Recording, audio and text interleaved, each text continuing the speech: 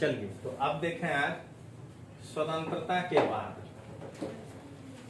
एक नया और खंडित राष्ट्र, मतलब कि आजादी तो मिल गया लेकिन हम भारत और पाकिस्तान में विभाजित हो गए। और पाकिस्तान भी एक तरह समझना है कि दो अलग भाग में पहले से, पश्चिमी पाकिस्तान और पूर्वी पाकिस्तान, वही बाद में एक बांग्लादेश हो जाएंगे। तो क्या कहता है अगस्त 1947 में, उसके पहले इस चैप्टर के बारे में सुन लीजिएगा। आईएएस में ये चैप्टर प्रीलिम्स में नहीं है, ये केवल मेंस में। तो यहाँ पर आपका दृष्टिकोण पढ़ने का मेंस होना चाहिए, लेकिन जीपीएससी में ये प्रीलिम्स में ही। तो अब जीपीएससी में प्रीलिम्स में है तो उसके हिसाब से थोड़ा बहुत पीटी का भी चीज हम लोग इसको ख्याल में रखेंगे। तो शुरू करें। एक नया और खंडित राष्ट्र। अगस्त 1947 में जब भारत आजाद हुआ तो उसके सामने कई बड़ी चुनौतियां थी। तो देखिए क्या क्या चुनौतियां थी। चल रहा है ना? अच्छा, तो पहली चुनौती थी 80 लाख शरणार्थी पाकिस्तान से भारत आ गए। 1947 में 80 लाख आदमी, यानी अगर आज के हिसाब से देखें तो मिनिमम 8 करोड़, यानी एक पूरा राज्य बड़ा, मतलब बिहार का आबादी 13 करोड़, उस टाइप का एक बड़ा राज्य, या गुजरात से बड़ा आबादी एक बार में भारत आ गया। उसको कैसे मैनेज करिए? इन लोगों के लिए रहने का इंतजाम करना और उन्हें रोजगार देना जरूरी है। यह है आजादी के बाद की पहली चुनौती। दूसरी, इसके बाद रियासतों की समस्या। ये जितने राजे रजवाड़े थे उनको भारत में कैसे शामिल किया जाए, क्योंकि 1935 का एक्ट तो ठीक था, लेकिन 47 में वो लोग ये लिख के चला गया कि देसी रजवाड़े यदि चाहें तो उनको 3 ऑप्शन, या तो पाकिस्तान में मिल जाए, या तो भारत में मिल जाए, या चाहे तो स्वतंत्र हो जाए। अब बताइए स्वतंत्र वाला बात किसको नहीं अच्छा लगता है? तो ज्यादातर रजवाड़ा मिलेगा कैसे, उसकी समस्या। अब आइए, कहता है इन सभी को नए राष्ट्र में शामिल होने के लिए तैयार करना एक टेढ़ा काम। शरणार्थियों और रियासतों की समस्या पर फौरन ध्यान देना लाजमी था, कारण कि अगर रियासत नहीं मिला तो एक खंडित भारत हो जाएगा। शरणार्थी पर व्यवस्था नहीं कर पाए तो उतने लोग भूख से भी मर सकते हैं। लंबे दौर में इस नवजात राष्ट्र को एक ऐसी राजनीतिक व्यवस्था भी विकसित करनी थी जो यहाँ के लोगों की आशाओं और आकांक्षाओं को सबसे अच्छी तरह व्यक्त कर सके। तीसरी समस्या क्या थी कि जो लोग शासन में आए हैं, यानी अब जो जवाहरलाल नेहरू और ये लोग सत्ता संभालेंगे, तो अब बार बार ही नहीं कह पाएंगे कि भाई हमारा असहयोग आंदोलन याद करो और वोट दे दो, सविनय अवज्ञा याद करो वोट दे दो। अब तो लोग मांगेगा सुविधा कि फैक्ट्री लगा के नहीं, लोग को नौकरी मिल रहा है कि नहीं, तो उनकी आकांक्षाओं को व्यक्त कर। ये जो महात्मा गांधी की मृत्यु हुई थी तो इलाहाबाद में गांधी की अस्थियों का विसर्जन है 1948 में। अभी स्वतंत्रता को 6 महीने भी नहीं हुए थे कि सारा राष्ट्र गहरे शोक में पड़ गया। 30 जनवरी 1948 को कट्टर विचारों वाले नाथूराम गोडसे ने महात्मा गांधी की हत्या कर दी। वह गांधी जी के इस दृढ़ विश्वास से मतभेद रखता था कि हम हिंदू और मुसलमान को सद्भावना बनाते हुए इकट्ठे रखना चाहिए। उसी शाम हक्के बक्के राष्ट्र ने आकाशवाणी पर जवाहरलाल नेहरू का भावुक भाषण सुना। दोस्तों, साथियों, हमारी जिंदगी की रोशनी बुझ गई और चारों तरफ अंधेरा है। हमारे प्रिय नेता राष्ट्रपिता अब नहीं रहे। यही पहला भाषण इनके मृत्यु के बाद रेडियो से पूरे भारत को जवाहरलाल नेहरू सुनाया। उन्हें मन की बात तब भी होता है ना, शीर्षक नहीं था, लेकिन जब मन चाहे तब पीएम रेडियो खोल सकता था, ये बात था। चलिए आगे देखें। अब कहता है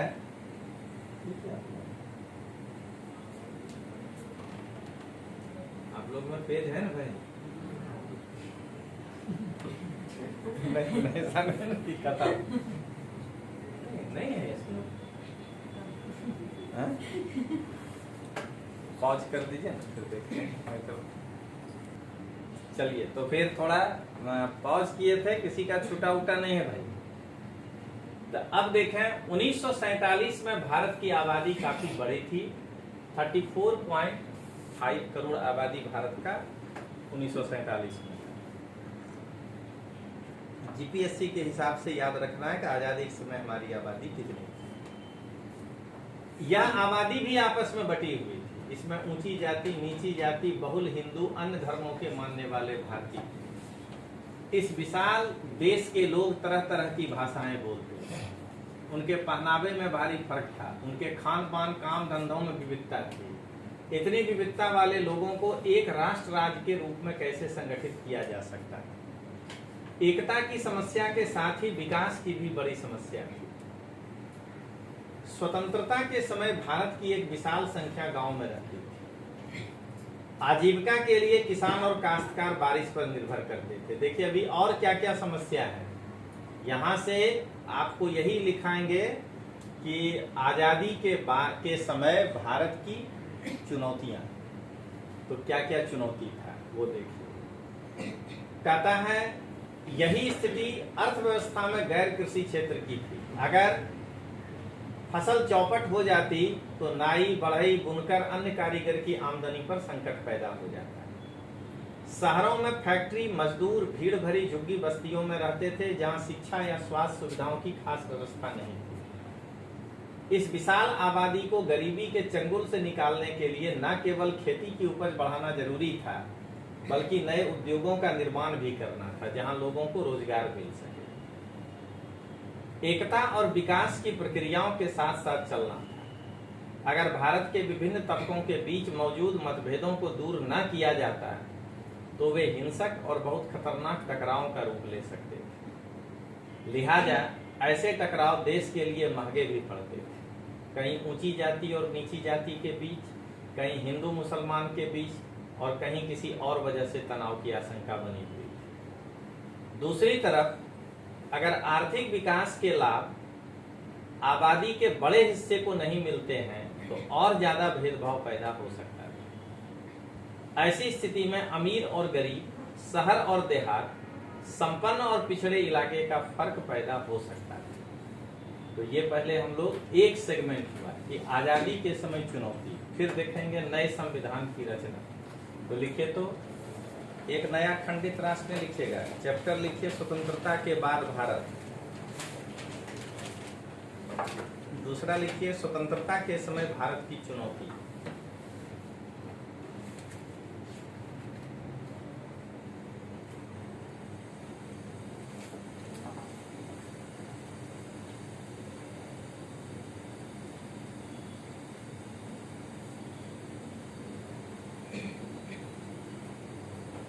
चुनौती बोला दीजिए। पहला, बंटवारे के कारण 80 लाख शरणार्थियों का, बंटवारे के कारण 80 लाख शरणार्थियों का पाकिस्तान से भारत आना।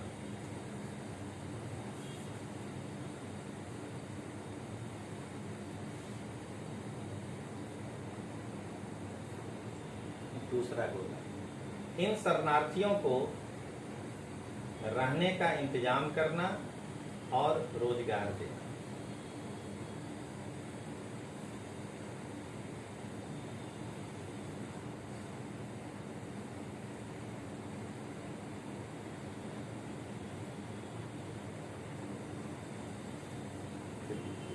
देशी रियासतों को भारत में शामिल करना।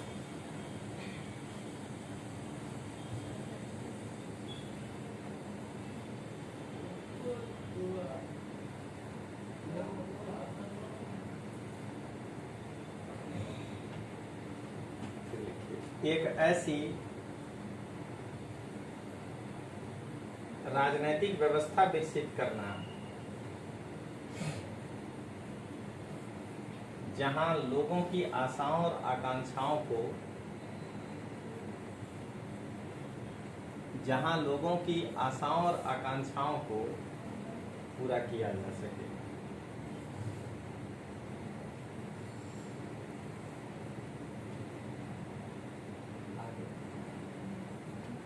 विविधता में एकता स्थापित करना।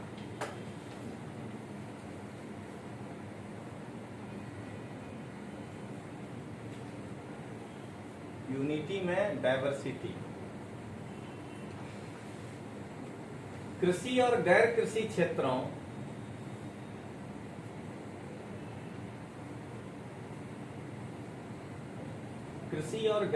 क्षेत्रों को मजबूत करना।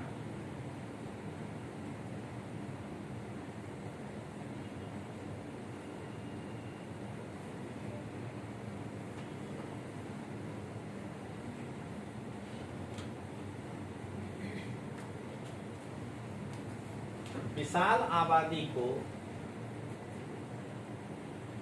गरीबी के चंगुल से निकालकर रोजगार देना।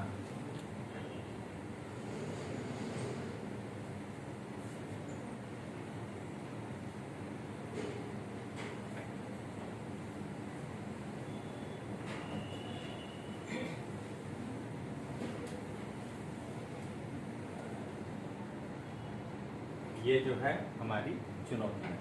अब देखें नए संविधान की रचना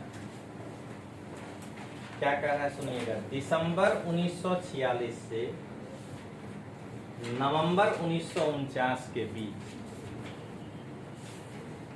तकरीबन 300 भारतीयों ने देश के राजनीतिक भविष्य के बारे में लंबा विचार विमर्श किया। मतलब ये हुआ कि संविधान को बनाने के लिए दिसंबर 1946 से जो संविधान सभा काम शुरू किया विचार विमर्श का, वो नवंबर 1949 को जाकर के खत्म हुआ। यानी दिसंबर 47, दिसंबर 48, 3 साल में 1 महीना कम। ठीक है ना। इसीलिए आप गिन के टोटल बता देते हैं, 2 साल 11 महीना 18 दिन हमको संविधान बनाने में लगा। यद्यपि इस संविधान सभा की बैठक नई दिल्ली में आयोजित की गई थी, कॉन्स्टिट्यूएंट असेंबली, परंतु इसके सदस्य पूरे देश में फैले हुए और वे बहुत सारी राजनीतिक पार्टियों के प्रतिनिधि थे। इनकी चर्चाओं के परिणाम स्वरूप भारत का संविधान लिखा गया, जिसे 26 जनवरी 1950 को लागू किया गया।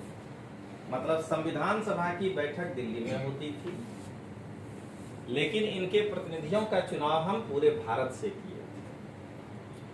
ये लोग जो है काफी चर्चा करने के बाद जो संविधान तैयार किए, उसी को हम लोग 26 जनवरी 1950 को लागू किए। ठीक है। कुछ आर्टिकल 26 नवंबर 1949 को ही लागू हो गया, कुछ अनुच्छेद। तो देखिए सब कुछ इसमें क्लियर कट लिखा हुआ है। जब आप प्रियम्बल पढ़ेंगे तो देखिए प्रियम्बल में ही लिखा हुआ है,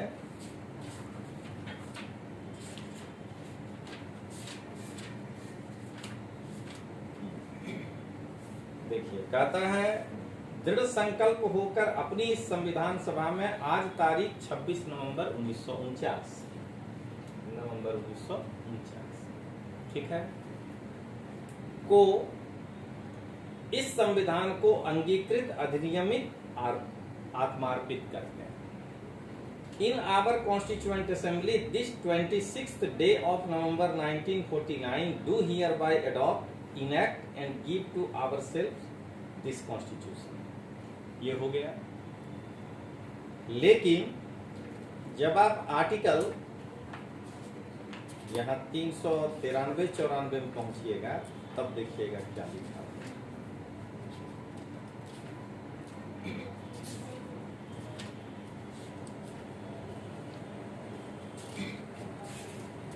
कहता है 394 प्रारंभ, माने ये संविधान प्रारंभ कब से हुआ। हेडिंग क्या है, कमेंसमेंट, और उसका हेडिंग क्या है, संक्षिप्त नाम प्रारंभ। ये संविधान कब लागू हुआ। कहता है यह अनुच्छेद, माने खुद आर्टिकल 394 और अनुच्छेद 5, 6, 7, 8, 9 माने ऐसे करके लिस्ट दिया है। तुरंत प्रवृत्त होंगे। यानी जिस तारीख को यहाँ प्रियम्बल में लिखा है उस तारीख को ये सब आर्टिकल लागू। लेकिन इस संविधान के शेष उपबंध जो हम यहाँ लिख दिए हैं वो आर्टिकल छोड़ के बाकी सब 5, 6, 7, 8, 9, फिर 60, 324, 366, 367, 79, 80, 88, 91, 92, 93 और 94 खुद इतना आर्टिकल 26 नवंबर 1949 को लागू हुआ और बाकी 26 जनवरी 1950 को प्रवृत्त होंगे, जो दिन इस संविधान के प्रारंभ के रूप में निर्दिष्ट किया गया है। यानी अगर संविधान प्रारंभ किस दिन हुआ पूछे तब 26 जनवरी 1950। जब कहे संविधान सभा ने कब अपनाया था, कॉन्स्टिट्यूएंट असेंबली ने, तब कहना है 26 नवंबर 1949। क्लियर हो गया? तो देखिए यहाँ यही लिखा है। हमारे संविधान की एक खासियत बात यह थी कि उसमें सार्वभौम वयस्क मताधिकार का प्रावधान किया गया। मतलब ये हुआ कि एक एज तय किया गया कि उस एज से ऊपर जो भी होंगे सबको वोट करने के लिए मिले। तो वयस्क का मतलब यही हो गया कि एक एज तय किए, पुख्त गुजराती में। और यूनिवर्सल सार्वभौम यानी उस एज का जो भी आदमी है, चाहे वो हिंदू है, मुसलमान है, गरीब है, अमीर है, सब उसको मताधिकार दिया गया, जिसको कहते हैं सार्वभौमिक वयस्क मताधिकार, जो हम लोग अभी एमएलए एमपी के चुनाव में यूज करते हैं। ठीक है।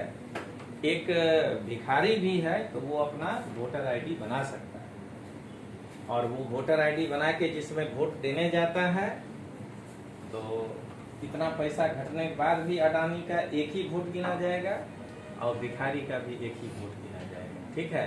तभी ना आप वो टॉपिक पढ़े थे कि मतदान केंद्र से बाहर निकलने तक ही इक्वलिटी का भाव होता है कि मेरा भी वोट एक, गरीब सोचता है मेरा भी वोट एक। लेकिन वो जो उदाहरण दिया था कि सरला और उसकी उसकी जो नौकरानी थी और उसकी मालकिन जो दोनों वोट देने गई थी, उस वक्त सरला और मालकिन एक लाइन में, लेकिन गेट के बाहर निकलते ही क्या बोला कि सरला जो है वो पैदल निकल गई और मालकिन कार में।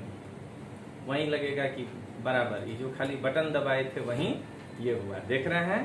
तो चलिए अब आगे।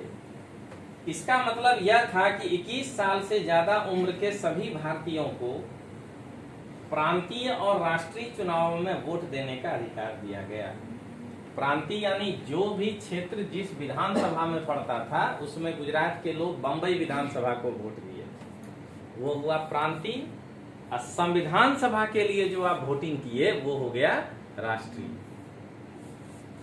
कहता है यह एक क्रांतिकारी कदम था। इससे पहले कभी भी भारतीयों को खुद अपने नेता चुनने का अधिकार नहीं मिला था। ब्रिटेन और अमेरिका जैसे अन्य देश की जनता को यह अधिकार टुकड़ों टुकड़ों में भी दिया गया था। मतलब अपने यहाँ आजादी मिला तो एक ही झटके में सबको मिल गया बस मताधिकार। लेकिन अमेरिका और इंग्लैंड जब पढ़िएगा तो पता चलेगा, वर्ल्ड हिस्ट्री में पढ़ाए हुए हैं, धीरे धीरे राइट्स मिला। लंबे समय तक 1832 ईस्वी तक महिलाओं को वोट देने का अधिकार इंग्लैंड में नहीं था, उसके बाद दिया गया। तो अपने यहाँ गुलाम थे, राजतंत्र था, तो किसी को वोट नहीं देना है। आज जैसे ही देश आजाद हुआ, वोटिंग आया तो क्या देखे, एक ही झटके में सबको वोट देने का अधिकार दिए। ये दोनों देश में अंतर है। अब वहां सबसे पहले संपन्न पुरुषों को वोट देने का अधिकार मिला, इसके बाद शिक्षित पुरुषों को भी मताधिकार मिला। मतलब पहले पैसा वाला, फिर एजुकेटेड। मजदूर पुरुष को काफी लंबे संघर्ष के बाद अधिकार मिला, यानी तीसरा नंबर में मजदूरों को मिला। तब कहता है महिलाओं को सबसे अंत में मताधिकार दिया गया, वह भी लंबे जुझारू संघर्ष के बाद। इसके विपरीत भारत में आजादी के कुछ ही समय बाद ये फैसला ले लिया गया था कि देश के सभी स्त्री पुरुषों को यह अधिकार दिया जाएगा, भले ही वे अमीर हों या गरीब, पढ़े लिखे हों या अनपढ़ हों। संविधान की ये क्या हुई, एक तरह से पहली विशेषता कि हम लोग सार्वभौमिक वयस्क मताधिकार दिए, जो आज हम लोग वोट कर रहे हैं। ठीक है। संविधान की दूसरी विशेषता क्या है कि सभी जाति, धर्म या किसी भी पृष्ठभूमि से संबंध रखने वाले सभी नागरिकों को कानून की नजर में समान माना, यानी समानता का अधिकार दिया। पहले हुआ कि सबको वयस्क मताधिकार, उसके बाद समानता। भारत के कुछ लोग चाहते थे कि भारत की राजनीतिक व्यवस्था हिंदू आदर्शों पर आधारित हो और भारत को एक हिंदू देश घोषित किया जाए। अपनी बात की समर्थन में उन्होंने पाकिस्तान का उदाहरण दिया था, जिसका गठन ही एक खास समुदाय मुसलमान के हितों की रक्षा के लिए किया गया। परंतु भारतीय प्रधानमंत्री जवाहरलाल नेहरू का मत था कि भारत हिंदू पाकिस्तान नहीं बन सकता है, न बनना चाहिए। नेहरू का कहना मानना था कि हम हिंदू पाकिस्तान नहीं बनाना चाहते। एक्चुअली पाकिस्तान में क्या है कि अगर आप मुस्लिम हैं, नहीं है, माने हिंदू है नहीं बोल रहे हैं, क्या बोल रहे हैं, मुस्लिम नहीं है, यानी ईसाई भी अगर हैं, तो गैर मुस्लिम अगर हैं तो आप एमपी बन सकते हैं, मिनिस्टर बन सकते हैं, पीएम बनने नहीं देगा। पीएम बनने के लिए संविधान में ही लिखा है कि पाकिस्तानी मुस्लिम होना चाहिए। आप कॉलेज में प्रोफेसर हो सकते हैं, प्रिंसिपल नहीं बनने देगा। टीम में खिलाड़ी हो सकते हैं, कैप्टन बनने नहीं मिलेगा। माने किसी भी ऑर्गेनाइजेशन का हेड बनने के लिए इस्लाम स्वीकार करना है, यानी आपको मुस्लिम बनना है। तो नेहरू इसीलिए कहा कि हम हिंदू पाकिस्तान बनाना नहीं चाहते हैं, कि किसी भी पद पर, एक नंबर वाला पद पर जाने के लिए फिर लिखना पड़ेगा ना कि वह हिंदू ही होगा, राष्ट्रपति हिंदू होगा, प्रधानमंत्री हिंदू होगा, चीफ जस्टिस हिंदू होगा, कॉलेज का प्रिंसिपल हिंदू होगा, ये बनाना पड़ेगा। वो नेहरू नहीं चाहता था, ठीक है। जबकि पाकिस्तान में सबसे बड़ा उदाहरण हम देते हैं, यूसुफ योहन्ना बेहतरीन खिलाड़ी था पाकिस्तान का क्रिकेट में, ईसाई था, सबसे बढ़िया रन भी मारता था। खिलाड़ी के रूप में तब तक खेलते रहा जब तक वो मोहम्मद यूनुस नहीं हो गया। यूसुफ योहन्ना खिलाड़ी रहा, और जब वो मोहम्मद यूनुस हो गया तब उसको टीम का कैप्टन बनाया गया। कैप्टन बनने के लिए आपको धर्म त्यागना पड़ेगा।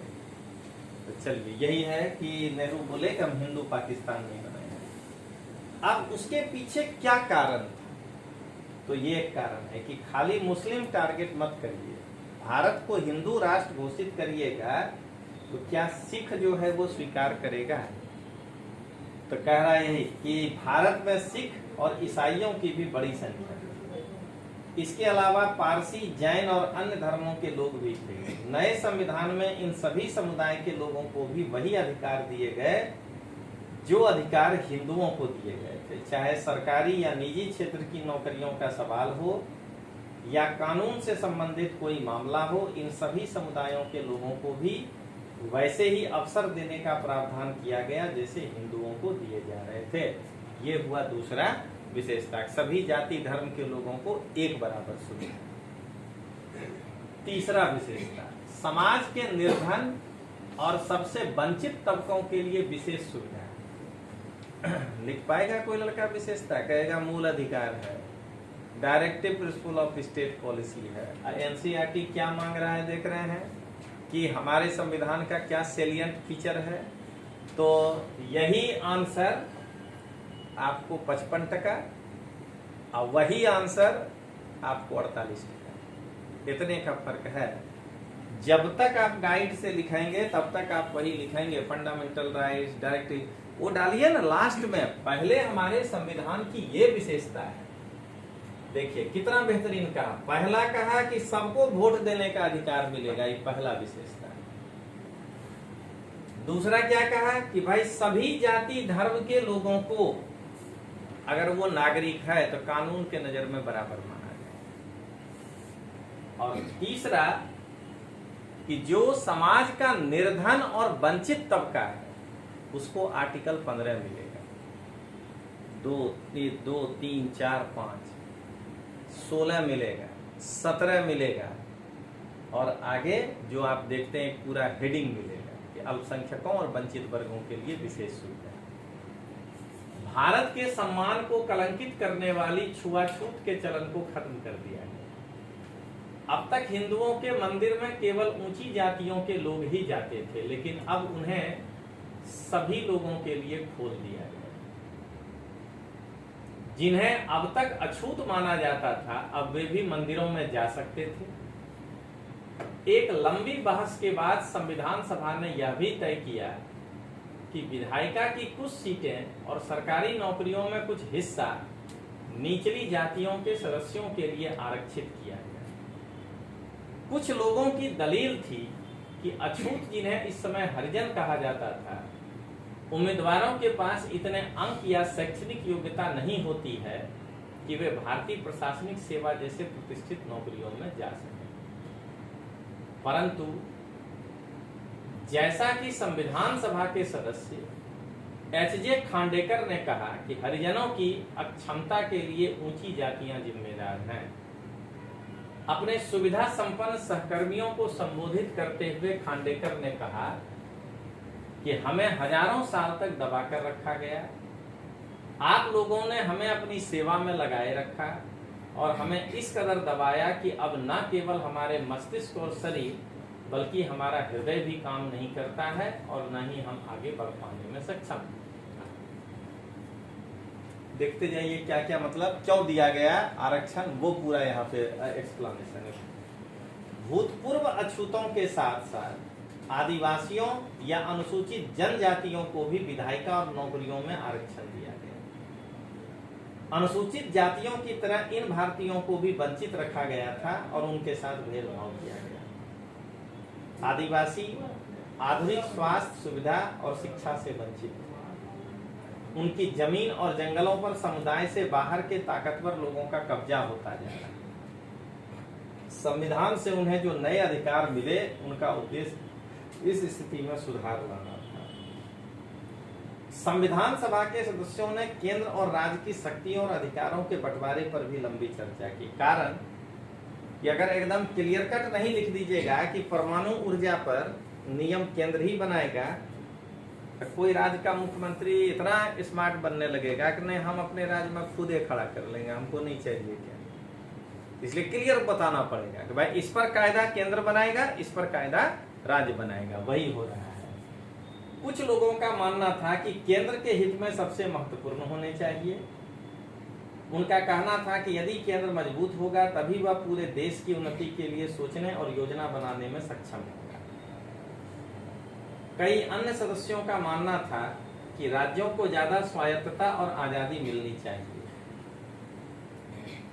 माने दो धड़ा था। एक धड़ा कहता था कि सेंटर को पावर ज्यादा मिले, एक ग्रुप कहता था कि नहीं, स्टेट को पावर ज्यादा मिलना चाहिए। उनका कहना था, ये कई अन्य का मानना था, और आजादी मिलनी चाहिए। मैसूर के सदस्य का कहना था कि मौजूदा व्यवस्था में लोकतंत्र दिल्ली में केंद्रित है और इसलिए बाकी देश में वह इसी भावना और अर्थ में साकार नहीं हो रहा है। क्या देख रहे हैं? अगर आपको इनको इन लोगों को मेंस में लिखा है, इन सबको संविधान सभा को संविधान बनाते समय कौन कौन सी चुनौतियां थी, यही सब चुनौती। समाज के वंचित वर्गों को कैसे संरक्षण दिया जाए, समाज के जो SC ST वर्ग हैं उनके पढ़ाने से लेकर के उनके रोजगार के लिए क्या स्पेशल प्रोविजन दिया जाए, केंद्र को शक्तिशाली बनाया जाए कि राज्य को शक्तिशाली बनाया जाए, ये सब संविधान सभा के सामने चुनौतियां थी, क्योंकि बहस यही चल रहा है। अब आइए देखिए, मुख्यमंत्री लोग लिखा था, हमारे पास एक मुस्लिम अल्पसंख्यक समुदाय है जो संख्या की दृष्टि से इतना बड़ा है कि अगर वे चाहें तो भी कहीं नहीं जा सकते। यह एक बुनियादी तथ्य है कि इसके बारे में बहस की कोई गुंजाइश नहीं है। पाकिस्तान की तरफ से चाहे जितना उकसावा हो और वहाँ के गैर मुसलमानों पर चाहे जो भी अत्याचार हो, हमें इस अल्पसंख्यक समुदाय के साथ सभ्य ढंग से व्यवहार करना है। हमें इस समुदाय को वही सुरक्षा और अधिकार देना है जो किसी लोकतांत्रिक राज्य के नागरिक को मिलते हैं। यानी नेहरू जो है मुख्यमंत्रियों को ये पत्र लिखा था, क्योंकि आजादी के समय दंगा भी हुआ। अब वो दंगा में मुख्यमंत्री भी शामिल हो जाए हिंदू होने पर, तो नेहरू का कहना था कि ये इतनी बड़ी आबादी को कोई विस्थापित नहीं कर सकता है। जैसे आज ही 18 करोड़ आदमी को कैसे आप हटा देंगे, मतलब कि हिंदू राष्ट्र घोषित करके सप्रेस करिए जो करिए, लेकिन क्या संभव है कि इस 18 करोड़ को उठा के बांग्लादेश पाकिस्तान फेंक दिया जाए? एक बार लाख नहीं करोड़ भी हो तो आप एक बार मान लीजिए सोच लेंगे 18 लाख आदमी को क्या आप मैंने वो गैस चैम्बर में डाल देंगे? हो ही नहीं सकता है। इसीलिए सच्चाई तो यही कि रहना उन्हीं के साथ है। हाँ, ये है कि अब कैसे रहना है वो सोचना है। तो नेहरू यही बात लिखा था। अब आइए, मद्रास के एक सदस्य का आग्रह था कि राज्य स्तर पर लोगों को कि कुशल क्षेम का प्रारंभिक भार प्रांतीय सरकार के ही ऊपर है। मतलब कि जनता को जो कुछ भी देना हो स्टेट के लेवल पर वो जिम्मेदारी प्रांत को दी। देखिए, इन मतभेद को दूर करने के लिए क्या किया गया, तो संविधान के विभिन्न विषय को 3 लिस्ट में बांट दिया गया। सेंटर लिस्ट, स्टेट लिस्ट और कंकरेंट लिस्ट। सेंटर लिस्ट में क्या रखे? कराधान, टैक्स कैसे आप वसूलेंगे, रक्षा और विदेशी मामले। ये ऐसे विषय थे जो केवल केंद्र सरकार के अधीन थे। यानी जो सेंटर लिस्ट में लिखा हुआ मुद्दा है उस पर कायदा केवल और केवल केंद्र ही बनाएगा। ये देखिए, यहाँ ये 7वीं अनुसूची है, यहाँ पे सूची 1 संघ सूची, और यहाँ 1 2 3 4 करके ये जितना बात यहाँ लिखा हुआ है इस पर कानून जो है वो केंद्र ही बनाएगा। ठीक है ना? एकदम पन्ना पन्ना पलटते जाना है। तो ये देखिए, यहाँ पर आकर के 97 बिंदु है, और इसके अंदर ABCD अलग है कैपिटल, जो बाद में जोड़ा जाएगा, लेकिन ये 97 मुद्दे हैं जिस पर कानून केंद्र बनाएगा। क्या कहा? राज्य सूची में शिक्षा और स्वास्थ्य जैसे विषय रखे गए जिसकी मुख्य जिम्मेदारी राज्य सरकारों पर थी। ये देखिए, अब यहाँ से निकला लिस्ट 2 स्टेट लिस्ट। अब ये बढ़ते जाएंगे तो देखिए, स्टेट को भी 66 विषय दिया गया। क्या कहा? संवर्ती सूची में वन एवं कृषि आदि ऐसे विषयों को रखा गया जिनके बारे में केंद्र और राज्य सरकार संयुक्त रूप से फैसला ले। मैंने तीसरा जो कंकरेंट लिस्ट है इस पर केंद्र भी कायदा बना सकता है, राज्य भी बना सकता है। तो ये देखिए, इस पर भी लगभग 47 विषय लिखे हुए। और उसके बाद संविधान में लिख दिया गया कि इसके बाद कोई नया विषय उभरा तो वो माना जाएगा रेसिडुअल लिस्ट, अवशिष्ट सूची, और उस पर केंद्र ही कानून बनाएगा। आज बैठ के सोच लीजिए क्या क्या हो सकता है। अब नया मुद्दा अगर इन फ्यूचर उभरा तो वो अवशिष्ट सूची होगा और उस पर कायदा केंद्र ही बनाएगा। अब देखिए कहता है, तो चुनौतियां संविधान सभा में। अभी देखिए अगला चुनौती, प्लस समाधान कैसे निकाला। ये दोनों क्वेश्चन हम मेंस में लिखाते हैं कि संविधान सभा की चुनौतियां, चैलेंजेस, और उससे निपटने के लिए संविधान में क्या व्यवस्था किया गया। तो ये 3 कर दिया। इसके बाद कहा कि संविधान सभा में भाषा के सवाल पर बड़ी तीखी बहस हुई। बहुत सारे लोगों का मानना था कि अंग्रेजों के साथ अंग्रेजी भाषा को भी विदा कर दिया जाना चाहिए। देख रहे हैं, उसमें भी ऐसे लोग थे। उनका कहना था कि अंग्रेजी की जगह हिंदी को अपनाया जाना चाहिए, परंतु जो लोग हिंदी नहीं बोलते थे उनकी राय अलग थी। संविधान सभा में बोलते हुए टीटी कृष्णचारी ने दक्षिण के लोगों की ओर से चेतावनी देते हुए कहा कि अगर उन पर हिंदी थोपी गई तो वहां के बहुत सारे लोग भारत से अलग हो जाएंगे। देख रहे हैं, यानी साउथ में हिंदी थोपने देना नहीं चाहता है। फिर क्या कहा? तो कहता है कि इस विवाद से बचने के लिए आखिरकार बीच का रास्ता लिया गया। संविधान निर्माताओं ने हिंदी को भारत की राजभाषा, शब्द पकड़िएगा, ऑफिशियल लैंग्वेज, न कि नेशनल लैंग्वेज, राजभाषा का दर्जा दिया, जबकि अदालत और सेवा और विभिन्न राज्यों के बीच संचार के लिए अंग्रेजी का इस्तेमाल। इसीलिए हाईकोर्ट की भाषा आज भी अंग्रेजी है। संविधान की रचना में बहुत सारे भारतीयों ने योगदान दिया था। इनमें सबसे महत्वपूर्ण योगदान संभवतः BR अम्बेडकर का था, जो संविधान सभा की प्रारूप समिति के अध्यक्ष थे और जिनके नेतृत्व में दस्तावेज को अंतिम रूप दिया गया। संविधान सभा के सामने अपने आखिरी भाषण में डॉक्टर अम्बेडकर ने कहा कि राजनीतिक लोकतंत्र के साथ साथ आर्थिक और सामाजिक लोकतंत्र भी जरूरी है। यदि लोगों को वोट डालने का अधिकार दे दिया जाता है तो इससे अमीर गरीब या ऊंच और नीची जातियों का फासला अपने आप नहीं खत्म हो जाएगा। मतलब उनका कहना है कि आप वोट देने का अधिकार जो दे रहे हैं वो है पॉलिटिकल डेमोक्रेसी। पॉलिटिकल डेमोक्रेसी मिलने से सोशल डेमोक्रेसी आएगा ये गारंटी नहीं है, दोनों दो चीज है। तो वो अपने भाषण में कहते हैं कि अंतर विरोधों के एक नए युग में प्रवेश करने जा रहा है। राजनीति में हमारे पास समानता होगी और सामाजिक आर्थिक जीवन में हम असमानता की राह पर चलेंगे। राजनीति में हम एक व्यक्ति एक वोट और एक मूल्य के सिद्धांत का पालन करेंगे। शब्द पकड़िएगा कि पॉलिटिक्स में हम एक वोट एक व्यक्ति और एक मूल्य इसका पालन करेंगे, जबकि सामाजिक आर्थिक संरचना के फलस्वरूप हम सामाजिक और आर्थिक जीवन में एक व्यक्ति एक मूल्य के सिद्धांत का निषेध करते रहेंगे। माने समझ रहे हैं, वोट देते समय एक व्यक्ति एक वोट होगा, लेकिन सोशल स्ट्रक्चर पर एक व्यक्ति एक योजना नहीं। सरकार अमीर को मनरेगा में 1 रुपया नहीं देगा, गरीब को। ऐसा कहा सरकार कि हम इतना करोड़ रुपया का इंतजाम किए तो इसको 140 करोड़ में भाग लगा सबको बराबर दे देंगे, एक व्यक्ति एक वोट, ठीक है ना। सरकार अगर इंदिरा आवास योजना लेके आया तो सरकार बोला कि भाई इसको 140 करोड़ से भाग लगा देते हैं। सामाजिक क्षेत्र में नहीं मानेंगे हम, यही अम्बेडकर साहब का कहना। तो आप मोटा मोटी आजादी के बाद भारत का ये जो पहला सिनेरियो है कि नए संविधान की रचना, ये आप समझे। और उसके पहले था चुनौतियां। तो आप जरा ये हेडिंग में लिखिए, नए संविधान की रचना।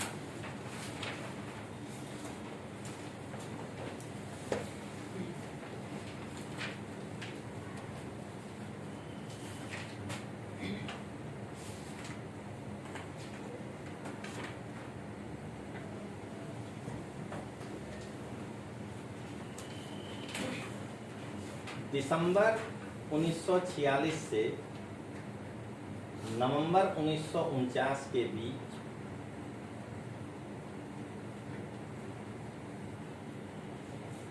संविधान सभा ने, कॉन्स्टिट्यूएंट असेंबली ने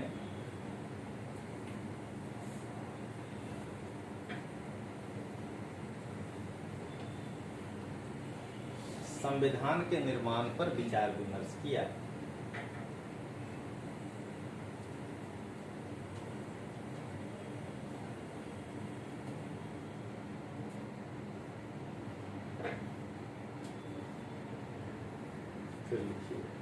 भारतीय संविधान 26 जनवरी 1950 को लागू किया गया। भारतीय संविधान 26 जनवरी 1950 को लागू किया गया।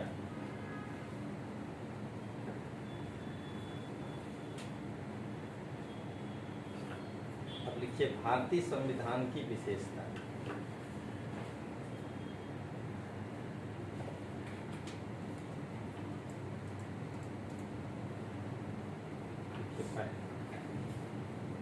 सार्वभौमिक वयस्क मताधिकार।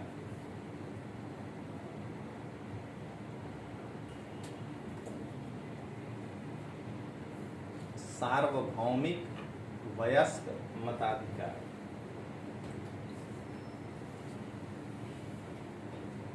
ब्रैकेट में लिखिए 21 साल से अधिक उम्र के सभी भारतीयों को प्रांतीय और राष्ट्रीय चुनावों में वोट देने का अधिकार।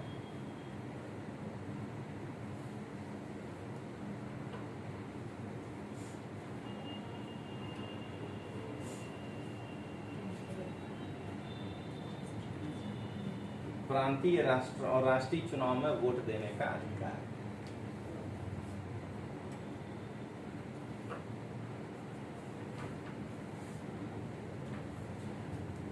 अब देखिए, जब भी हम लोग कोई विशेष मुद्दा के लिए आते हैं तो क्या कहते हैं कि हम लोगों के इकट्ठा होने का उद्देश्य क्या, ऑब्जेक्टिव। संविधान का उद्देश्य क्या है, तो उसको जो पढ़िएगा ऑब्जेक्टिव तो ये कहलाएगा उद्देश्य प्रस्ताव। उद्देश्य प्रस्ताव, ऑब्जेक्टिव जो है इसका प्रपोजल। तो ये पढ़ने वाले हैं जवाहरलाल नेहरू। तो आपसे पूछेगा कि उद्देश्य प्रस्ताव कौन पढ़ा था। देखिए, भारत के संविधान में उद्देश्य प्रस्ताव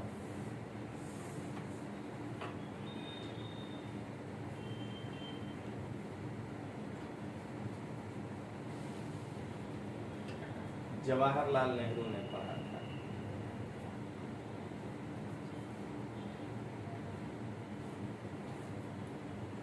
ये पहला विशेषता। अब अगला दूसरा बोले, सभी जाति धर्म या किसी भी तरह की पृष्ठभूमि से, सभी जाति धर्म या किसी भी तरह की पृष्ठभूमि से संबंध रखने वाले सभी नागरिकों को कानून की नजर में समान मानना।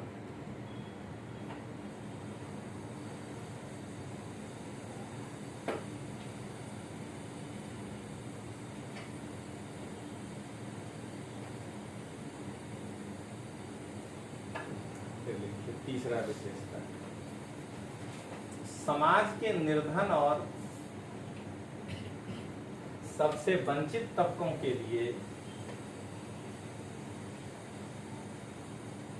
विशेष सुविधा की व्यवस्था। समाज के सभी वंचित तबकों के लिए विशेष सुविधा की व्यवस्था।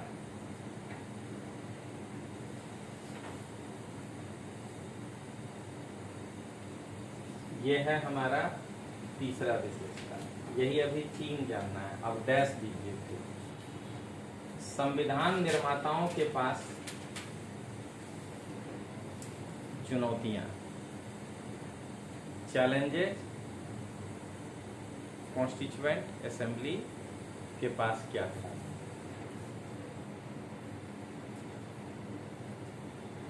पहला, यहाँ केंद्र और राज्य सरकार की शक्ति और अधिकारों का विभाजन। 9th वाला पॉलिटी पढ़ने में मजा आएगा। केंद्र और राज्य सरकार की शक्तियों का विभाजन।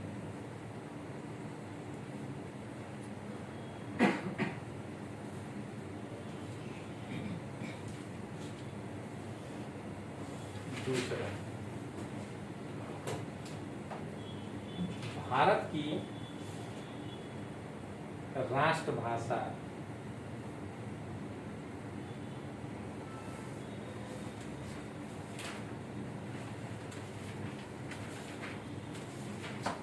ये मेन 2 समस्या था। ठीक है। अब अगला डैश लेके लिखिए। संविधान सभा द्वारा निकाला गया हल। सॉल्व कैसे किया गया प्रॉब्लम। संविधान सभा के द्वारा निकाला गया हल। पहला,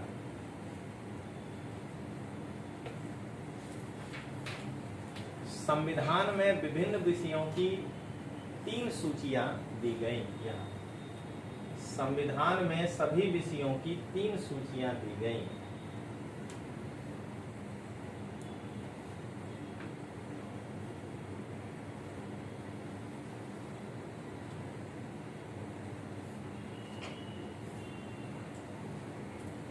केंद्रीय सूची, राज्य सूची और सहवर्ती सूची।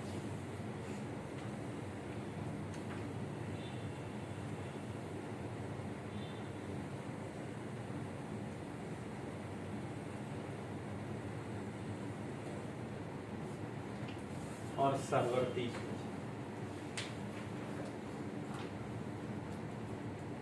अगला देखिए, भारत की राजभाषा हिंदी को रखा गया। भारत की राजभाषा हिंदी तय की गई।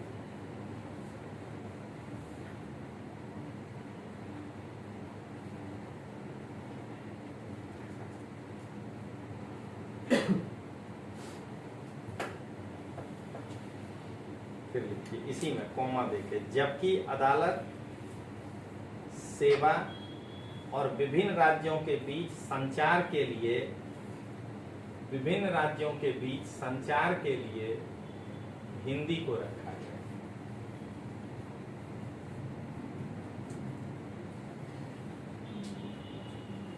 हिंदी को रखा गया, क्लियर है? सॉरी, अंग्रेजी को रखा गया। हाँ, अब ये एक लाइन ऑब्जेक्टिव लिख लीजिए। कॉन्स्टिट्यूएंट असेंबली में ड्राफ्टिंग कमेटी के अध्यक्ष थे डॉक्टर भीमराव अंबेडकर। तो लिखिए संविधान सभा में डैश देके बोला नहीं, संविधान सभा में प्रारूपण समिति ड्राफ्टिंग कमेटी के अध्यक्ष डॉक्टर भीमराव अंबेडकर थे।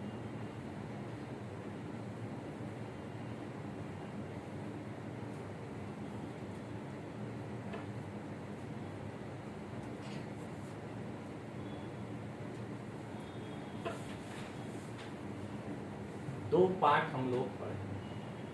देखिए, सबसे पहले समझना है आजादी के बाद पहला क्या हुआ, तो एक नया और खंडित राष्ट्र मिला, यानी चुनौतियां पड़ी। दूसरा, संविधान कैसे बना आजादी के बाद। अब देखें कि वो जो राज्य का गठन था, देसी रियासत और ये सब, उसको तो मिला दिए सरदार पटेल, लेकिन उसके बाद जो शुरू हुआ कि हमको आंध्र प्रदेश बना दो, हमको गुजरात बनाइए, हमको हिमाचल बनाइए, तो राज्यों को कैसे बनाया गया उसको आज ऐतिहासिक रूप से देखेंगे। मतलब कि कल 9वां वाला किताब लेख साथ में आना, समझ गए? मतलब कि कल फिर ऐसे ही दो क्लास रखेंगे।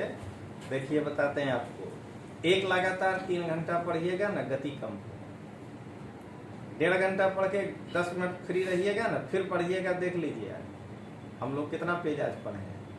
तो हमको दिख गया इसमें, पन्ना पलट के देख लीजिए। ये आज जैसे खत्म किए 2 ही टॉपिक और है, यानी कल पूरा। तो साथ में 9वां वाला किताब रखिएगा, ठीक ना, उसका जरूरत पड़ेगा। चलिए अब देखें क्या हुआ, नहीं है तो पहले से मैनेजमेंट नहीं करके रखे थे। अब देखते हैं राज्यों का गठन कैसे किया जाए। तो 1920 के दशक में स्वतंत्रता संघर्ष की मुख्य पार्टी कांग्रेस ने आश्वासन दिया था कि जैसे ही देश आजाद हो जाएगा, प्रत्येक बड़े भाषाई समूह का अपना अलग प्रांत होगा। यानी जब देश आजाद हो जाएगा तो जो मेजर लिंग्विस्टिक ग्रुप होंगे, गुजराती, तेलुगु, उनका खुद का अपना राज्य होगा। ऐसे ही लोग मांगने नहीं निकला। आजादी मिलने के बाद कांग्रेस ने इस आश्वासन को पूरा करने में कोई कदम नहीं उठाया, क्योंकि भारत धर्म के आधार पर बढ़ चुका था। इसलिए महात्मा गांधी की तमाम इच्छाओं और प्रयासों के बावजूद यह स्वतंत्रता एक राष्ट्र को नहीं बल्कि 2 राष्ट्रों को मिल रही थी। देश के विभाजन के परिणाम स्वरूप हिंदू मुसलमान के बीच भीषण दंगे में 10 लाख से ज्यादा लोग मारे गए। ऐसे में यह चिंता स्वाभाविक थी कि क्या हमारा देश भाषा के आधार पर इस तरह के और बंटवारे झेल सकता था। प्रधानमंत्री जवाहरलाल नेहरू और उप प्रधानमंत्री वल्लभ भाई पटेल दोनों ही भाषा के आधार पर राज्यों के गठन की नीति के विरोधी थे। नेहरू और पटेल का मानना था कि अगर हम भाषा के आधार पर राज्य बनाने लगेंगे तो हमारे देश में 1652 मातृभाषा है, तो क्या हम 1652 राज्य बनाएंगे? तो वो नहीं तैयार थे। उनका कहना था प्रशासनिक सुविधा के नाम पे बना लीजिए, भाषा के नाम पर नहीं बनाना। फिर देखिए क्या कह रहा है। विभाजन के बाद नेहरू ने कहा था कि उपद्रवकारी प्रवृत्तियां सिर उठा रही हैं, जिन पर अंकुश लगाने के लिए राष्ट्र को शक्तिशाली और एकजुट होना चाहिए, वरना जैसा कि पटेल ने कहा, कॉम्बिनेशन दोनों के बीच देख रहे हैं, मुख्यमंत्री प्रधानमंत्री नहीं बनने की। लेकिन हर समस्या में एक पैराग्राफ नेहरू आते हैं तो एक पैराग्राफ पटेल साहब आते हैं। क्या कहते हैं? इस समय हमारे भारत की पहली और आखिरी जरूरत यह है कि उसे एक राष्ट्र बनाया। राष्ट्रवाद को बढ़ावा देने वाली हर चीज आगे बढ़नी चाहिए। और उसके रास्ते में रुकावट डालने वाली हर चीज को खारिज कर दिया जाना चाहिए। हमने यही कसौटी भाषाई प्रांतों के सवाल पर भी अपनाई है और इस कसौटी के हिसाब से हमारी राय में समर्थन नहीं दिया जा सकता। ये हो गया। अब नेहरू और पटेल साहब अगर दोनों ही ये बात बोल करके निकल गए तो फिर कांग्रेस इस बात को कभी नहीं मानेगा। तो देखिए क्या कह रहा है, क्योंकि कांग्रेस के नेता अपने वायदे से पीछे हट रहे थे, इसलिए जगह जगह असंतोष पैदा हुआ। कन्नड़ भाषी, मलयालम भाषी, मराठी भाषी सभी अपने अपने राज्य के इंतजार में थे। अब सबसे पहला असंतोष कहाँ उभरा? तो सबसे गहरा असंतोष मद्रास प्रेसिडेंसी के तेलुगु भाषी जिलों में दिखाई दी, यानी आंध्र प्रदेश और तेलंगाना। जब 1952 के आम चुनाव में नेहरू वहां चुनाव प्रचार के लिए गए तो लोगों ने उन्हें काले झंडे दिखाए, हमें आंध्र चाहिए के नारे लगाए। समझ में आ गया डेमोक्रेसी की गो बैक साइमन में मना हम नेहरू बड़ा नहीं कर रहे हैं। आजादी और मना लोकतंत्र, आजादी और उपनिवेशिक स्वराज में क्या फर्क है कि गो बैक साइमन करने में लाला लाजपत राय को पुलिस के लाठी का शिकार होना पड़ा और उनकी मृत्यु हो गई, जबकि आप एक बाहरी आदमी के लिए गो बैक साइमन किए थे। यहाँ नेहरू काला झंडा आप दिखा रहे हैं चुनाव समय, लेकिन नेहरू के ऊपर आप वो झंडा लेके मारने नहीं जा रहे हैं, झंडा दिखा रहे हैं। तो वो भी आपसे मुस्कुरा कहेगा कि आइए बैठ के बात करते हैं कि आंध्र प्रदेश बनना चाहिए कि नहीं बनना चाहिए। इसी का नाम डेमोक्रेसी है। अब आइए क्या हुआ, तो उसी साल अक्टूबर में वयोवृद्ध गांधीवादी ये नेता पोट्टी श्रीरामल्लू तेलुगु भाषी के हितों की रक्षा के लिए आंध्र राज्य के गठन का मांग करते हुए भूख हड़ताल पर ये बैठ गए। जैसे जैसे अनशन आगे बढ़े, बहुत सारे लोग श्रीरामल्लू का समर्थन में आगे आने लगे। जगह जगह लोग हड़ताल करने और जुलूस निकालने लगे।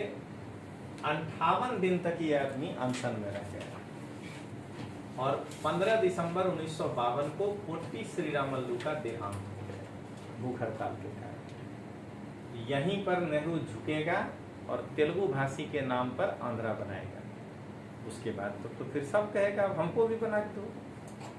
तो इसके पहले 2 कमीशन बैठ चुका था, वो सब पढ़ाएंगे अगला साल। एक कमीशन का तो नाम है JVP, जवाहरलाल नेहरू, वल्लभ भाई पटेल और पट्टाभी सीतारमैया। तीनों मिलके बोले नो, भाषा के आधार पे नहीं बनेगा।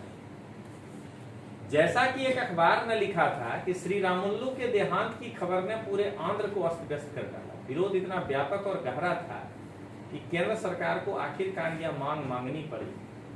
इस तरह 1 अक्टूबर 1993 को आंध्र के रूप में एक नए राज्य का गठन हुआ जो बाद में आंध्र प्रदेश बना। अगर ऑब्जेक्टिव प्रश्न आए कि भाषा के आधार पर बनने वाला पहला राज्य भारत का कौन है, तो आंध्र प्रदेश। आजादी के बाद बनने वाला पहला राज्य कौन है, तो यही। इसके बाद कोई दूसरा तीसरा बनेगा, ठीक है। आंध्र की स्थापना के बाद अन्य भाषाई समूह अपने अलग अलग राज्यों की मांग करने लगे। तो उसके लिए हम लोग एक राज्य पुनर्गठन आयोग बनाए। सब याद आ रहा है ना, पॉलिटिन जैसे जैसे पढ़े थे। 1956 में वो सरकार को रिपोर्ट दिया और कहा कि भाई असमिया, बांग्ला, उड़िया, तमिल, मलयालम, कन्नड़, तेलुगु के लिए अलग अलग प्रांतों का गठन करने के उद्देश्य से जिले प्रांत की सीमा को पुनः तय करिए, यानी पहले जो बनाए हुए हैं उसको तय करिए। इसीलिए ABCD ध्वस्त हो गया, वो जो आप पढ़ते हैं, समझ गए। नया बाउंड्री अब बनेगा। कहता है उत्तर भारत के विशाल हिंदी भाषी क्षेत्र को बांटकर कई राज्य बना दिए गए, यानी राज्य बना। देख लीजिए जरा सा, जिस समय 14 अगस्त 1947 के पहले ब्रिटिश भारत और रियासत क्या था, तो पीला वाला ब्रिटिश भारत है और देसी रजवाड़े जो शासन कर रहे हैं वो पिंक है, यानी गिलगित, जम्मू कश्मीर। ये देखिए, यही है उत्तर पश्चिम सीमा प्रांत का राज्य, ये बलूचिस्तान। हम देसी रियासत पर ज्यादा फोकस कर रहे हैं। देखिए अपना गुजरात में टोटल राजस्थान, गुजरात और मध्य भारत जो कह रहे हैं, देखिए राजपूताना, बहावलपुर, खैरपुर, हैदराबाद, पूर्वी भारत। देखिए हैदराबाद मतलब आज का ये देखिए दादरा नागर हवेली के पास घुस गया, यानी कि ये जो है महाराष्ट्र के बड़े राज्यों के अंदर था। देख रहे हैं, मैसूर राज, मद्रास राज। मद्रास राज कहाँ है? उल्टा, देख रहे हैं ना, पीछे इस साइड है। तो इसको नक्शे में ले लीजिएगा। अब सुनिएगा, अब थोड़े समय के बाद 1960 में बंबई को बांटा मराठी और गुजराती के लिए। तो मराठी के लिए महाराष्ट्र, गुजराती के लिए गुजरात। एक दिन नहीं बोलना है कि गुजरात महाराष्ट्र से निकला है। राज्य का नाम बंबई था, कैसे तुम हो गए? बंबई से दो राज्य अलग अलग बने हैं, तो महाराष्ट्र मेरा बड़ा भाई हो सकता है, पिता नहीं हो सकता है। समझ गए? मध्य प्रदेश छत्तीसगढ़ का पिता है। समझ गए? तो यहाँ क्या देख रहे हैं कि प्रांत का नाम बंबई था, जिसमें मराठी और गुजराती दोनों भाषी साथ रहते थे, दोनों राज्य को अलग कर दिया गया। अब आइए 1966 में पंजाब का भी विभाजन हुआ। ये देखिए उस समय का पंजाब ये कितना बड़ा था, पाकिस्तान वगैरह सब अगर मिला दीजिए तो 14 अगस्त की बात कर रहा है। कहता है पंजाब का विभाजन हुआ, क्यों? पंजाबी भाषी वो पंजाब लिए, हरियाणवी और हिंदी बोलने वाला हरियाणा लिया। ईयर देखिए कितना बढ़िया लिखा है। अब देखिए, अब जब ये 1 नवंबर 1956 के पहले की स्थिति बता रही है कि जब पाकिस्तान बन गया, अब उसके बाद अपने यहाँ रियासत कौन रहा और अन्य राज्य। तो स्टार में जो कह रहा है भूतपूर्व रियासत, तो देखिए जम्मू कश्मीर, मतलब अब किसी को रियासत नहीं रहने दिए हैं। अब तो पटेल साहब सबको मिला लिए, भारत हो गया, लेकिन भूतपूर्व रियासत। अब जम्मू कश्मीर 56 में कहीं रियासत है जो मेरा राज्य है, ये सोचिएगा। तो कौन कौन रियासत था देख लीजिए, कच्छ, सौराष्ट्र, हैदराबाद, मैसूर, ये सब जो था। अब देखिए 31 अक्टूबर 1956 तक कई ऐसी रियासतों को प्रशासनिक इकाई के रूप में बनाए रखा गया। इसलिए 47 से 48 और 31 अक्टूबर 56 के काल अवधि के लिए उन्हें भूतपूर्व रियासत कहा गया। और उसके बाद आप क्या देख रहे हैं, ये 1975 में भारतीय राज्य बना। 75 में इतने राज्य थे, देख लीजिए तेलंगाना यहाँ है, मध्य प्रदेश पूरा है, क्या देख रहे हैं, यूपी से उत्तराखंड अलग नहीं है, इस तरह से पूरा पूरा स्टेट। ये कहानी है हमारा नए राज्यों को बनाने का। अब इसको लिख डालते हैं और उसके बाद तब छुट्टी। लिखने के बाद ही पहले लिखिए राज्यों का गठन।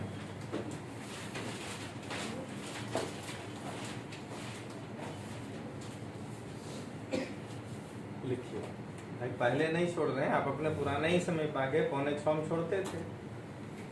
पढ़ रहे हैं 3 बजे से, तो ज्यादा ही पढ़ रहे हैं 4 से 6 के बेला में। लिखिए, भारतीय राष्ट्रीय कांग्रेस ने आजादी के पूर्व भाषाई समूह का, उसको जीरो कर दीजिए, भाषाई समूह का एक अलग प्रांत बनाने का आश्वासन दिया।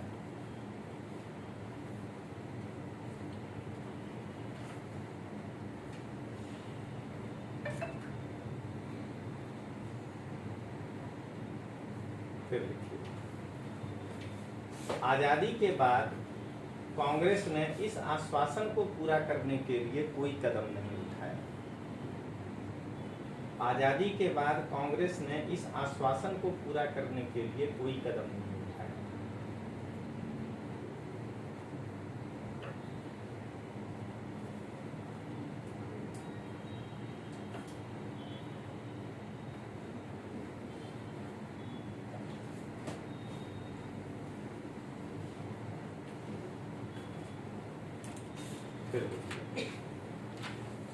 प्रधानमंत्री जवाहरलाल नेहरू और उप प्रधानमंत्री वल्लभ भाई पटेल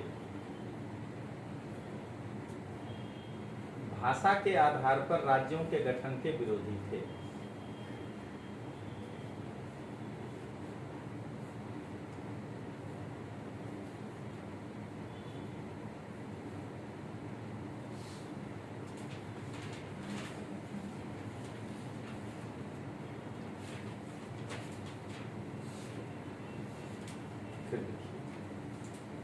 गांधीवादी नेता पोट्टी श्री रामल्लू के द्वारा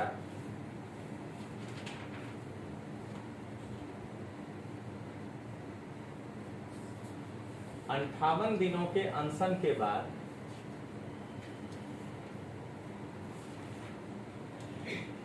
15 दिसंबर 1952 को देहांत हो जाने के कारण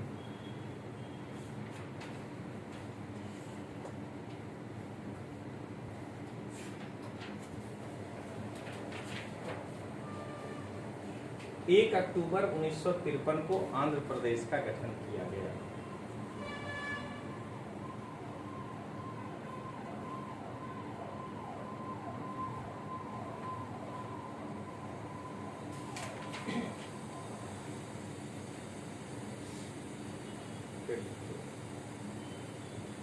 राज्य पुनर्गठन आयोग 1956 के रिपोर्ट के अनुसार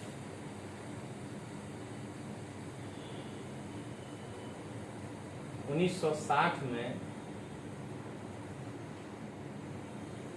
बंबई प्रांत को मराठी और गुजराती भाषियों में विभाजित कर दिया गया।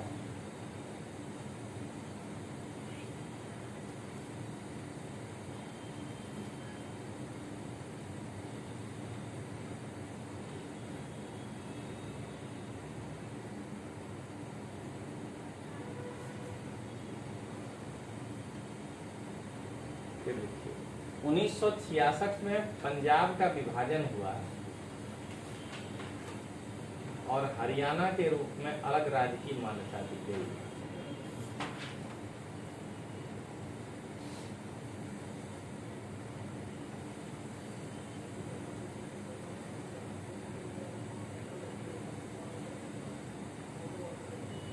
ये आपका आज का था। अब देख लीजिए कि कल ही खत्म होगा क्यों।